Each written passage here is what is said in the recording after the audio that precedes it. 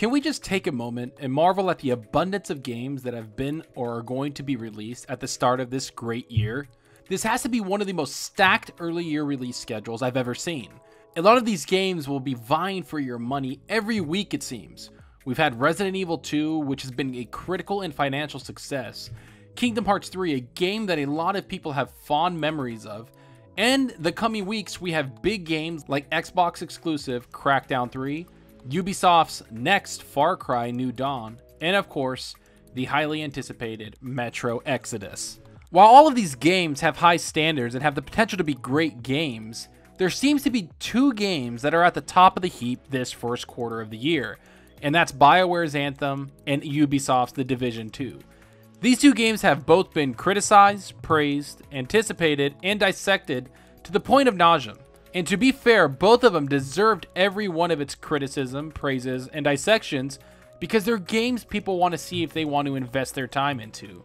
They're not like other games where you can play it and experience it in a certain way and go along at your own pace. These are looter shooter games where everyone is almost in competition with each other to get the best gear and do the hardest content and progress their characters as far as they go. Now, the game that does this the best will be the game that most people will put their money and, most importantly, their time towards. And I'm here to explain which one has the most promise and longevity, because let's be real everyone, it's all about coming back and working on your character's gear. So let's dive into each one of these games and compare each one to see if they fit exactly what you want in a looter shooter. Now, I'm going to be honest, people, I'm going to be comparing a lot of things, so this is going to be a pretty decently long video, but I want to go into detail about these games because I'm actually looking forward to each one of them. So first up is the gameplay between the games, because at the end of the day, if the game doesn't feel right when you're playing it, you won't stick around. First up is Division's 2 gameplay, which I have to say is much improved over the first Division. I have to admit the first Division's main draw to me was the tight gameplay and the way your character felt as you were fighting. Everything felt extremely well done. Division 2 takes all those elements and improves them in every single way mechanically. The cover system feels more tight and doesn't glitch or hitch nearly as much, if ever. The shooting is tighter and has some weight to it. When you're unloading a clip into an enemy, you actually feel the power behind the gun. Not to mention, you actually feel like an elite soldier walking around. No longer do NPC enemies take 75 bullets to the head and still walk around. You are able to take down enemies extremely fast if you shoot them in the vital points like exposed areas that don't have armor, or if you headshot them. It's far more believable when you play the game. So overall, the gameplay is much improved over the first and a great selling point on the game.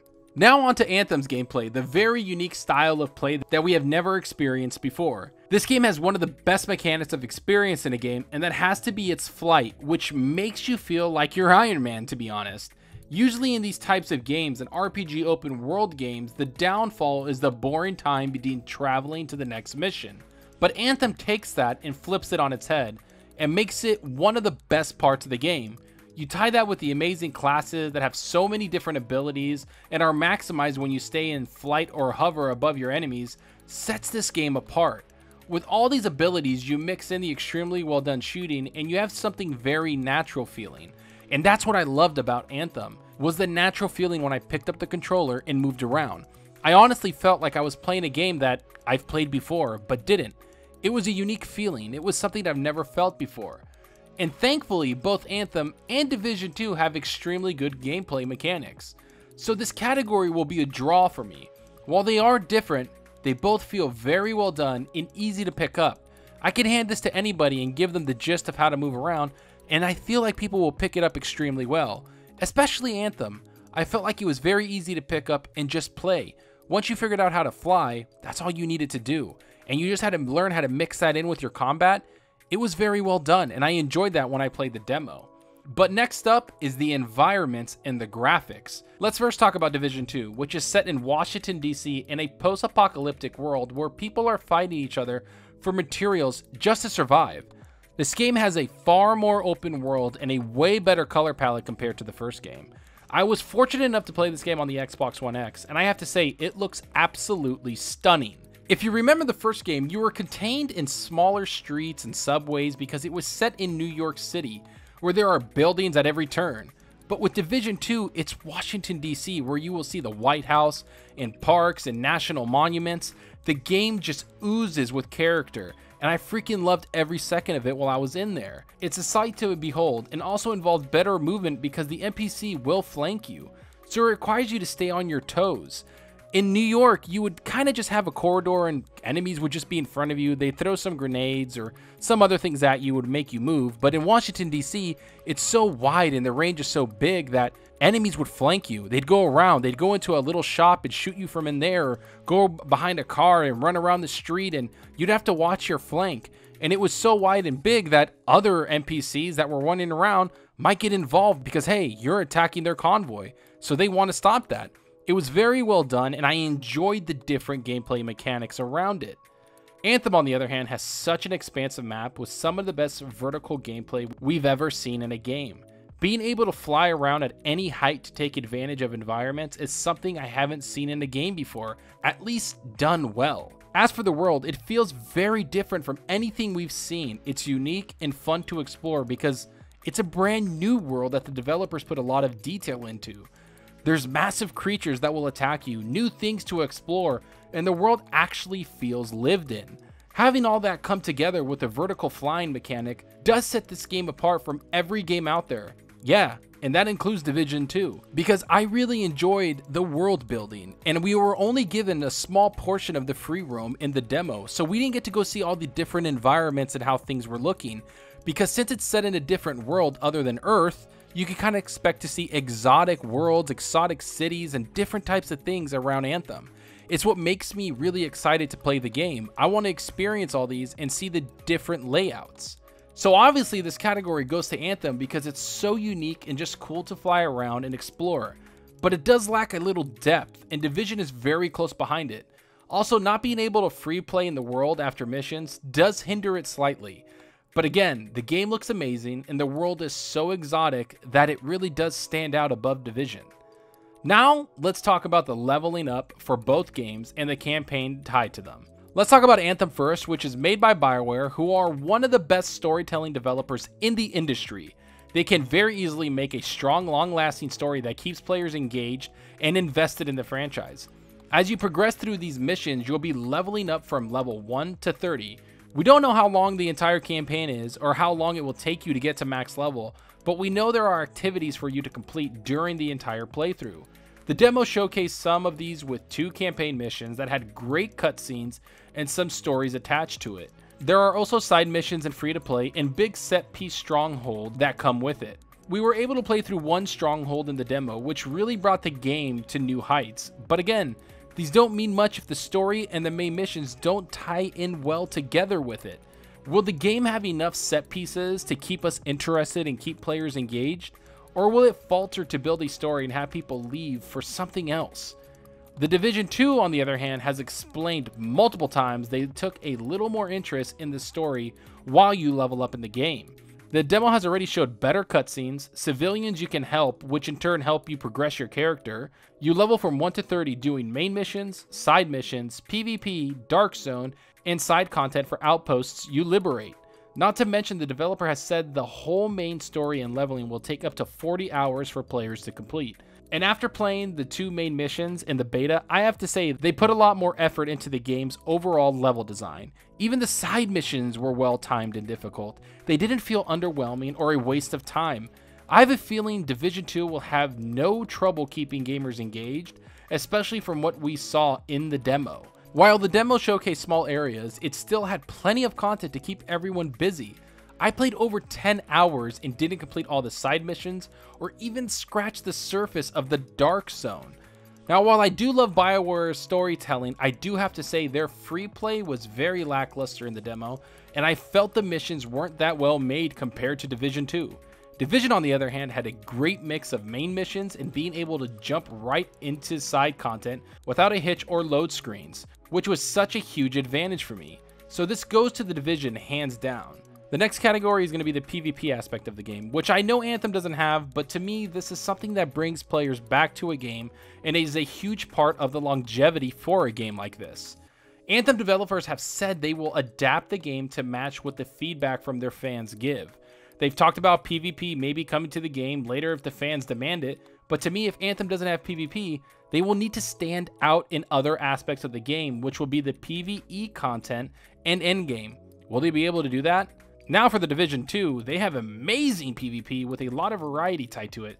They have 3 different types of Dark Zone areas that require different playstyles. Here's the zones.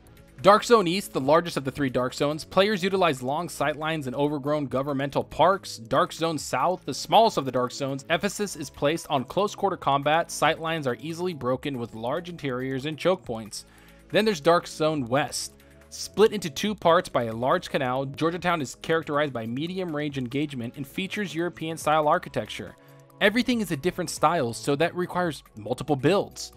Now, most Dark Zones will be normalized, but some will not. Once you reach the end game, Dark Zones will start becoming occupied by set periods of time. Once a Dark Zone becomes occupied, all expected Dark Zone rules change. The concept of gear and rogue are completely gone. You are simply a player trying to reap the best rewards in the most hardcore environment. This translates to no rogue states, a limited notification system, no turrets at the checkpoints, friendly fire active all the time, and no normalization, allowing you to utilize every ounce of your gear and build. And while one Dark Zone is occupied, the other 2 operate under expected behavior. These endgame events are designed to be some of the greatest risk-reward opportunities in Division 2. Not to mention they will have scrimmages with multiple maps, and this will entice people to keep coming back. So of course this category goes to Division 2 without question, especially since the endgame is tied to PvP a lot more than other games, especially if you want to go that route. But let's get to the biggest deciding factor for both of these games, and that's the endgame content that will bring us back, and the planned content post-launch. Let's start this one off with Anthem because it's the one that's closer to release. With games like these, once you reach max level, that's when the game truly reaches its potential or where it meets its downfall. As for Anthem, you will have 3 strongholds when the game launches on February 22nd, which you will be able to complete in Grandmaster difficulties 1 through 3. This is very similar to Mythics in World of Warcraft and Rift levels in Diablo 3. Developers have hinted that they will be more than willing to add Grandmaster difficulties if that's what the fans want. Add to that the world bosses and free roam areas to give people other things to do.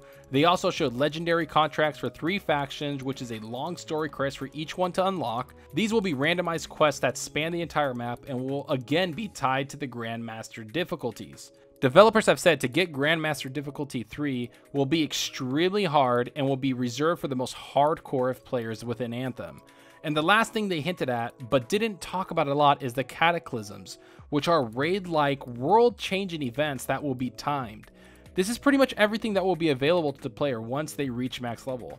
As for the post-launch support, they've released an image, as you can see here, that explains their timelines. In March, they will release Act 1 Echoes of Reality, which will have new events, quality of life updates, new rewards, expanded progression system, new stronghold, guilds and leaderboards, new missions, and the Cataclysm. But now let's talk about Division's crazy amounts of endgame, because I'm going to flat out say it's one of the most robust endgames I've ever seen. As you progress through the campaign and level up, you fight against a faction called the Hyenas, and they can be pretty tough at times, but once you get to max level is when a new faction comes out called the Black Tusks. Now, I said before that when you get to max level in these games, it's when these games truly open up. And I can't say enough how much that is true for the Division 2.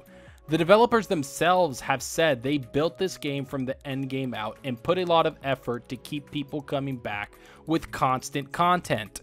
In the Division 2, the end game is a major focus, and it will present you with a massive challenge unlike you've faced before.